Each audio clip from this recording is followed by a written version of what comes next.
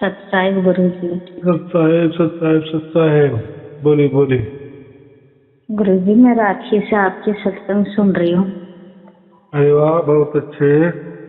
हाँ, तो दिन में तो मुझे मालूम नहीं पड़ता और शाम के टाइम रात को सोती हूँ ना, तो मेरे को सोते टाइम तन तन से जैसे बेंजू बजता है ना, इस तरीके से कोई इस तरीके से मेरे को जैसे वो नकली धुन है ना, वैसी वैसी मेरे को आती है।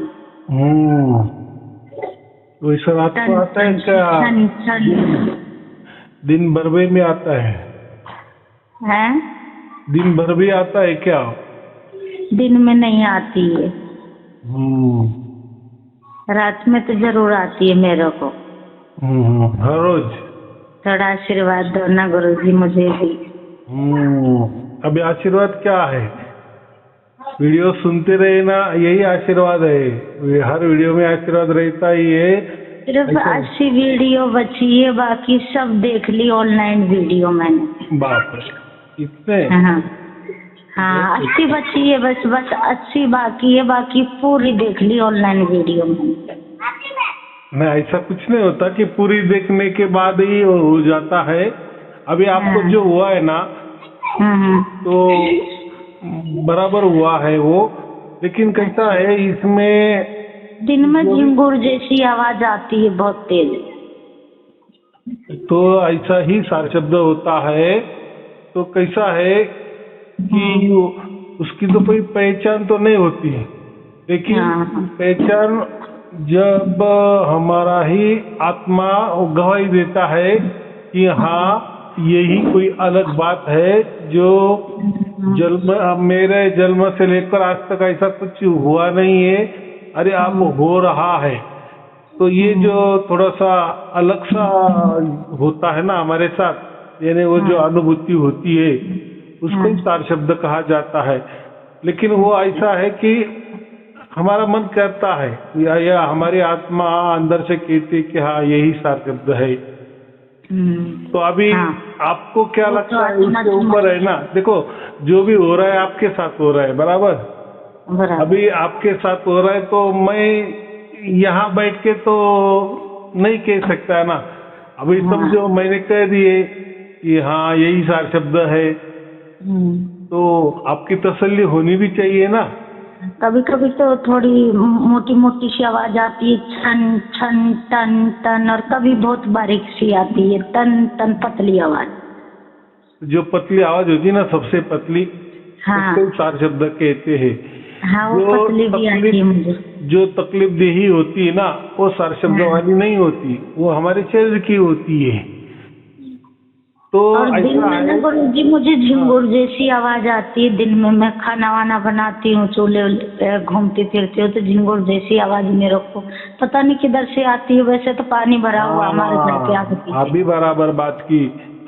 तो खुले कान से आती है ना, और हम काम करते वक्त आती है, उसके लिए आप कोई प्रयास नहीं करती, कोई प्रयत्न नहीं करती, नहीं, आपका काम कर रही है और वो हो जाता है, या वो लगती है, या वो सुनने आता है। बस वही सार शब्द होता है, बाकी कुछ नहीं होता है।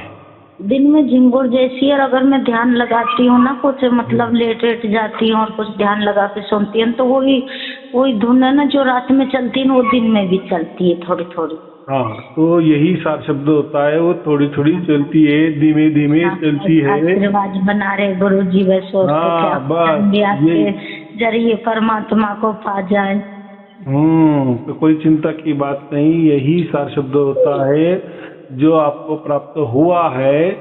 लेकिन कैसा है कि वो उसकी तसल्ली आपको होनी चाहिए, ये सबसे महत्वपूर्ण बात है। गुरु जी, मुझे तो हो गई मेरी आत्मा को जरूर मालूम है कि यही चीज है वो। हाँ, अभी बात बराबर कही कि यही होती। देखो, बाकी तो हम हमारे प्रयत्न से तो कुछ भी कर सकते, कुछ भी हो जाएगा। हमारे शरीर के साथ थोड़ा थोड़ा भी खिलवाड़ किया ना, जैसे जोर जोर से श्वास ले लिए, बहुत जोर जोर से लिए छोड़े, तो एक टाइम ऐसा आ जाता है कि पूरी गूंगी आ जाती है, आदमी का भान हरप जाता है। तो उसको परमात्मा कहेंगे क्या?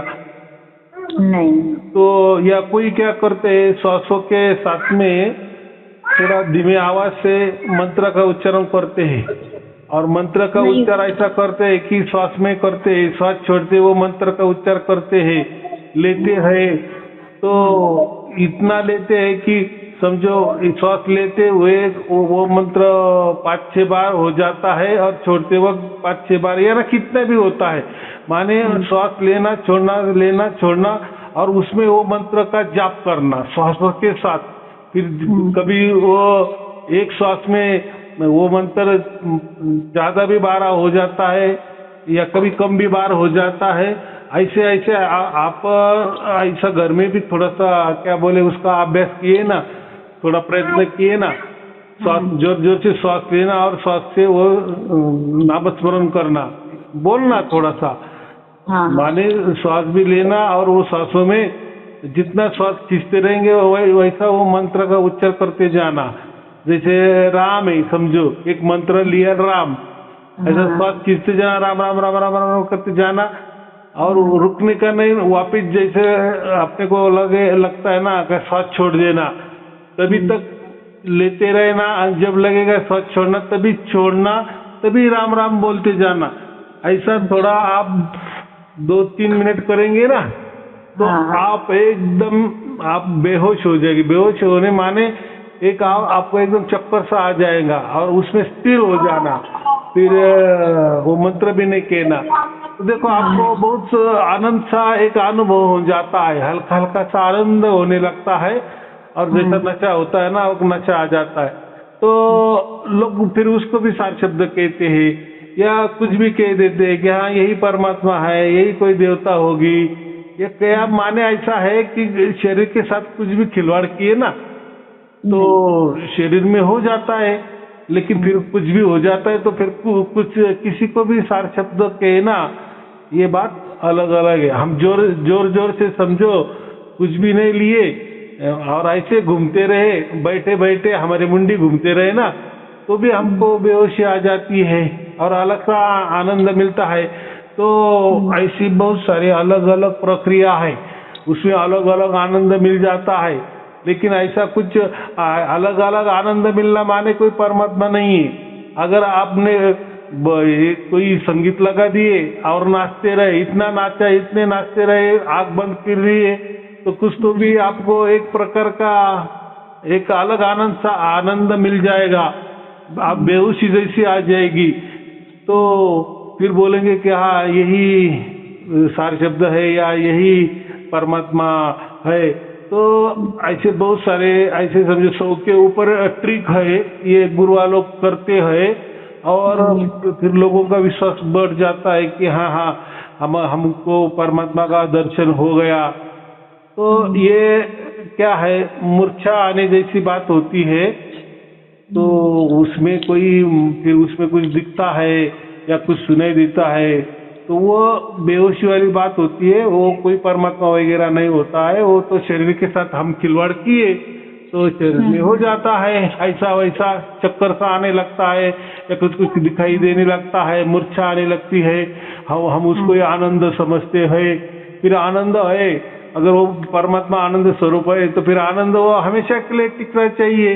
तो ऐसा थोड़ी होता है क्या? फिर उसके लिए बैठने की क्या जरूरत है, आंख बंद करने की क्या जरूरत है, एक जगह बैठने की क्या जरूरत है? ऐसा थोड़ी परमात्मा होता है। परमात्मा अगर सर्वव्यापक है, हर जगह है, सर्वकाल है, हर दम है, हर क्षण है, हर टाइम है, तो फिर वो तो जागृति में होना चाहिए कि नहीं, बराबर कि नहीं?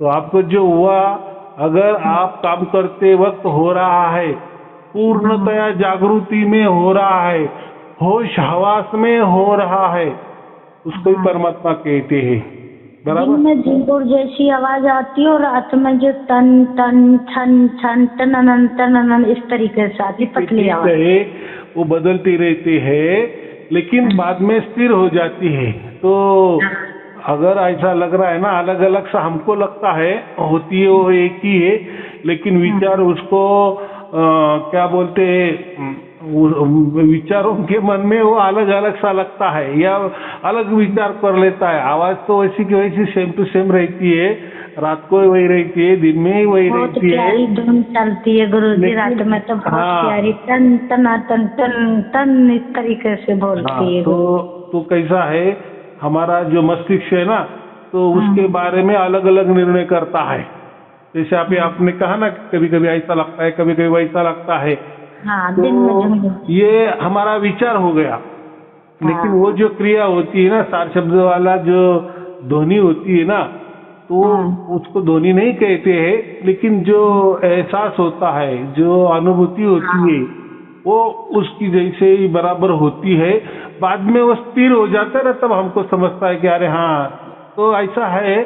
बहुत सारे लोगों को सार शब्द भी प्राप्त हो जाता है, लेकिन कभी कभार महीने में 2-4 बार कभी कभी ये कान वो कान में कुछ खेला हो जाता है, लेकिन वो कानों का खेला है, कुछ हवा कभी का कभी खेला दोनों है। कानों हाँ कभी कभी दोनों कानों से आती है, कभी एक में आती है, कभी दूसरे में आती है, हाँ कभी एक में आती है, कभी दूसरे में, ऐसा होता है। हाँ, तो वो खेला चालू रहता है।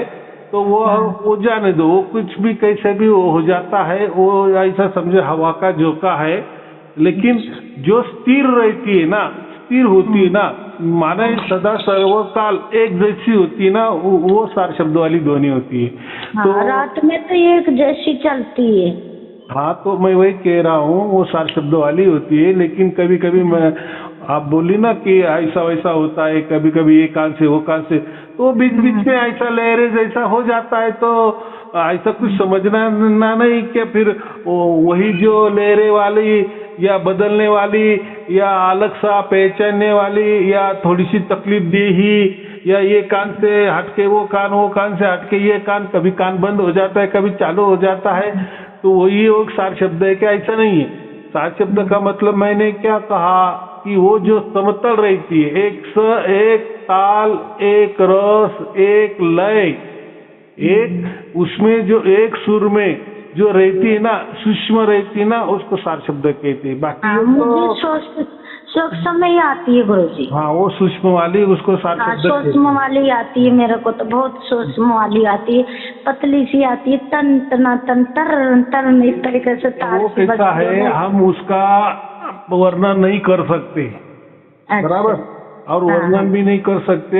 और दुनिया में उसका जैसा कोई संगीत भी नहीं है कि हाँ इसके जैसा आ रहा है। वो तो झिंगुर जैसा हम कहते हैं साथ ना, में घुंघरू घुंघरू जैसा भी तो आवाज आता है, उसी आवाज के साथ में छन छना छन छन। कैसा है हमारा बुद्धि उस आवाज के बारे में जैसे सोचेगी वैसा हमको लगेगा, अरे ये तो घुंघरू जैसा है। हाँ, आपको हमको लगेगा हाँ बराबर है क्या, अरे उसमें कोई शब्द की आवाज हो रही है, कोई अक्षर की आवाज हो रही है, कोई ध्वनि की आवाज हो रही है, तो हमको सब अच्छा ही लगेगा। कोई बोलेगा उसमें ओम हो रहा है, कोई बोला नहीं नहीं राम राम हो रहा है, कोई बोले वो हो रहा है, कोई बोलेगा अ हो रहा है, कोई बोलेगा न हो रहा है, कुछ भी ऐसा लगता है। लेकिन जो भी वर्ण है ना दुनिया में, जैसे अंग्रेजी के 26 वर्ण है ना, हमारे मराठी में या हिंदी में या संस्कृत में कितने वर्ण है? तो 52 अक्षर है ना, 52 अक्षर हम बोलते हैं। और जो वेदों की संस्कृत है उसमें 64 है ना, 64। हाँ, तो ऐसे वर्ण है। तो देखो जितने भी वर्ण है ना, वर्ण हो, व्यंजन हो, स्वर हो, स्वर व्यंजन, ये जो भी जितने भी अक्षर है ना, तो उनमें ये सार शब्द नहीं आता, बराबर। तो हम बोलेंगे तो और कोई देश के तो ऐसे वर्ण है, वो तो वर्णमाला बहुत ज्यादा है। जैसे चीन का ले लिए तो 225 से वर्ण है, कितने? 225। तो हमारे तो कितने, हमारे तो 52 अक्षर है। तो चीन के तो 225 अक्षर है। तो उसमें हमें जाना नहीं है। ये आपके कितने भी लाखों भी वर्ण हो गए ना, स्वर हो, व्यंजन हो, वर्णमालाएं हो, तो उसकी जैसा वो आवाज ही नहीं होता है। वो हमारी बुद्धि ऐसी तय कर देती कि हाँ हाँ इसमें ये हो रहा है, ये वर्ण हो रहा है, ये व्यंजन हो रहा है, इंग्लिश वाला हो रहा है कि मराठी वाला हो रहा है कि हिंदी वाला हो रहा है कि चाइना वाला हो रहा है कि न्यूजीलैंड वाला हो रहा है। वो उसके आने का नहीं है, क्योंकि वो हमारे विचारों के पकड़ में आने वाला नहीं है, बराबर। वो सोचने का ही नहीं है, उसमें वो कोई आवाज नहीं है। ये हमारी बुद्धि ऐसी कहती है कि हाँ वो आवाज है कोई तो भी, लेकिन आवाज वो नहीं होता है। अगर आवाज होता है तो आप कान बंद कर दो तो फिर कैसे चालू रहता है? तो उसका मतलब आवाज नहीं ना। आवाज आवाज जो होता है वो कानों का विषय होता है। तो अभी ये कानों का थोड़ी विषय है। कोई तालाब में स्नान करने जाए, थोड़ी डुबकी लगाए, थोड़ी तल पे जाए, ऊपर से अगर पानी भी हुआ तो भी वो धुन वैसी की वैसी चालू रहती है ना। अगर वो आवाज होती तो फिर पानी में कैसी होती? तो आवाज नहीं है, वो ऐसा लगता है। माने कैसा है, प्रकृति का जैसा विचार करती है ना, यार हाँ ये तो कोई आवाज है, यार ये तो कोई धुन है, लेकिन वो ना कोई आवाज है ना कोई ध्वनि है, वो अलग सा ही है। उसको वो अनाम है। वो क्या है? अनाम है। उसको कोई हम नाम नहीं दे सकते। लेकिन जो प्रकृति में उपलब्ध नाम है ना, जैसे प्रकृति में जैसा विचार हो जाता है वैसा नाम देते हैं हम। अरे ये होगा, अरे वो होगा। लेकिन आप जितना भी करते जाएंगे, 100 बरस भी उसके ऊपर विचार करते जाएंगे ना, तो आप उसको ये इसमें नहीं हो सकता, या उसका वर्णन नहीं किया जाता, बराबर। और जो भी प्रकृति में होता है ना, वो हमारे हाथों में होता है। अगर वो आवाज आपके बस में होता तो आप उसको बंद करती, चालू हो जा तो चालू हो जाता, बंद हो तो बंद हो जाता। ये टाइम आ, वो टाइम मत आ, मैं अब स्नान कर रही, अभी मत आ, अभी मैं पूजा कर रही, अभी आ। तो फिर वो परमात्मा हमारे हाथों का खेला हो जाएगा। तो परमात्मा ऐसा थोड़ी होता है। तो उस पर हम विचार नहीं करना कि वो आवाज ऐसा आ रहा है कि वैसा आ रहा है, कभी ये कान से वो कान से। वो उसका खेला है, वो उसका खेला है, उसमें जाने दो। लेकिन हमें इतना ही समझना है कि उसमें से कौन सा सच्चा है। अभी उसके ऊपर भी जाना नहीं कि वो सच्चा भी नहीं और झूठ भी नहीं। दुनिया में क्या बोलते हैं, सच भी नहीं है और असत भी नहीं है। क्यों? कैसा है, समझो दिन है और रात भी होती है। तो रात होती है तो दिन भी हो जाता है, दिन हो जाती है, दिन खत्म होता है तो रात हो जाती है, रात खत्म हो जाती है तो दिन हो जाता है। तो इसमें क्या सत्य है, क्या पकड़ना? दिन सत्य समझना कि रात को सत्य समझना? हम श्वास भी लेते तो लेना सही है क्या छोड़ना सही है? तो हम क्या बोलेंगे? दोनों सही है, बराबर। तो किसी को एक को प्राधान्य हम नहीं दे सकते। तो सच और झूठ में भी क्या है, क्या सच और क्या झूठ है? तो सत असत का कोई फैसला नहीं होता है। वो जो फैसला होता है तो वो प्रकृति में होता है। तो लेकिन परमात्मा जो होता है वो सत असत के परे होता है, बराबर। उसके यहाँ कोई सत नहीं, कोई असत नहीं, वो सत असत के परे है। उसके यहाँ कोई दिन नहीं, कोई रात नहीं है, वो रात दिन के परे है, वो अच्छा बुरा के परे है। मेरे को थोड़ा इतनी तसल्ली दो।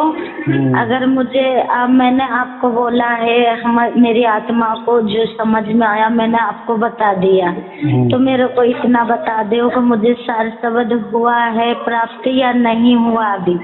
हाँ, तो ऐसा है, अभी आप मेरे से बोलना चाहती है या बुलवाना चाहती है तो आपको सार शब्द की प्राप्ति हो गई है, बराबर। कोटि धन्यवाद गुरुजी, आपके चरणों में। हाँ, हम क्या करते हैं देखो, मेरे परमात्मा, हम क्या करते हैं, जब तक आपकी तसल्ली नहीं होती, हमें मालूम है कि आपको हुई नहीं हुई, लेकिन आपको तसल्ली होनी चाहिए ना। सबसे महत्वपूर्ण आपका वेम जाना चाहिए ना, आपका सबसे दूर होना मांगता है ना। हाँ, मुझे मालूम है, समझो मैंने पहले से बोल दिया होता तो फिर आप संशय में आ जाती, लेकिन पहले आपसे मैंने बुलवा लिया, आप बोलती गई हाँ ऐसा होता है वैसा होता है, फिर मैं भी बोलता गया, फिर ऐसा होता है वैसा होता है, फिर उसके ऊपर हम निर्णय करते। क्योंकि जो भी हो रहा है ना वो आपके साथ हो रहा है ना। और ऐसा है ना, हर के साथ तो एक जैसा नहीं होता ना, अलग अलग सा हो जाता है। तो लेकिन हम उसमें यही निकालते हैं कि जो भी होता है ना वो एक रस, एक ताल, एक सुर, एक इसमें जो होता है ना, जो परमात्मा का जो भी कोई सार शब्द होता है वो एकदम सूक्ष्मतम होता है। बस उसका हाँ, उसका हमारे आत्मा कोई समझता है। और ऐसा है कि अभी सार शब्द क्या होता है अभी ये मैं बताता हूँ आपको। बताओ। तो इसमें देखो, पहले जब सार शब्द नहीं था तब हमारा आत्मा ही था, बराबर। और जो हम देखते हैं ये जड़ प्रकृति, बराबर, माने ये सृष्टि, यही हमको दिखती है ना आंखों से। लेकिन आंखों से जो भी हम देख रहे हैं, जमीन देख रहे हैं, आसमान देख रहे हैं, कोई अग्नि देख रहे हैं, जो भी क्या बोलते हैं वृक्ष देख रहे हैं, आदमी देख रहे, जो भी कुछ देख रहे हैं सामने से, ये सब जड़वत है। ये क्या है? जड़ है, सब जड़वत है, इसलिए दिख रहे हैं हमें। सब आकारों में है इसलिए दिख रहे हैं हमें। उनके ऊपर प्रकाश है इसलिए वो हम देख सकते हैं ना, या दिन है इसलिए देख सकते हैं ना, माने सूरज का प्रकाश है, लाइट का प्रकाश है, इसलिए वो आकारों में हम उसको देख सकते हैं। तो ये जो भी आंखों से सब देख रहे हैं ये सब जड़वत है, बराबर, जड़वत है, इसलिए वो आकारों में है और उसमें कोई चेतना नहीं है। अभी बोलेंगे आप, मैं तो मेरे आंखों से आदमी भी देखती हूँ, सबको है, लेकिन वो जो आप देख रही हो ना आंखों से, देखो आप किसी आदमी को देख रही है, किसी स्त्री को देख रही है, उसके अंदर आत्मा है, लेकिन आपको आत्मा दिखता है क्या? नहीं। उसका शरीर दिखता है ना, शरीर तो दिखता है। तो शरीर का मतलब जड़, बराबर, चेतन नहीं, चेतन देख ही नहीं सकता। हमारा भी चेतन आत्मा हो या दूसरे का भी चेतन आत्मा हो, किसी का भी चेतना हमें दिखती नहीं है, माने वो आंखों का विषय नहीं है। और फिर जो भी आंखों से हमें दिखता है वो सब जड़ है। क्या है? सब जड़ है। तो इसके पहले हमें सार शब्द की प्राप्ति नहीं हुई थी, हमारे आत्मा को सार शब्द की प्राप्ति नहीं हुई थी, तो हम द्वैत में थे। द्वैत में माने क्या? बस हमारे सामने ये जड़ और हम खुद एक चेतन, तो दो ही थे ना, दोनों थे। माने हमारे आत्मा को ये जड़ दिखता था, माने हमारा आत्मा चेतन है। लेकिन जो अब हमारे आत्मा देखती है, माने ये आंखों के सहारे देखती है, ये चमड़ी के आंखों के द्वारा देखती है, मन के द्वारा देखती है, बुद्धि के द्वारा देखती है, बुद्धि के द्वारा निर्णय करती। चलो कोई चिंता की बात नहीं है, आपसे जो भी कुछ है परमात्मा को अर्पण करती जाओ, परमात्मा सब देख रहा है, बराबर। हाँ, परमात्मा को अर्पण कर देती हूँ जो भी मेरा कुछ होता है। तो आपको सार शब्द की प्राप्ति हुई है, अभी चिंता की बात नहीं है, परमात्मा आपके साथ है। चलो ठीक है, आपको और आपके परिवार के लिए शिव आशीर्वाद, मंगल आशीर्वाद, सत साहेब जी, सत साहेब जी, सत साहेब जी।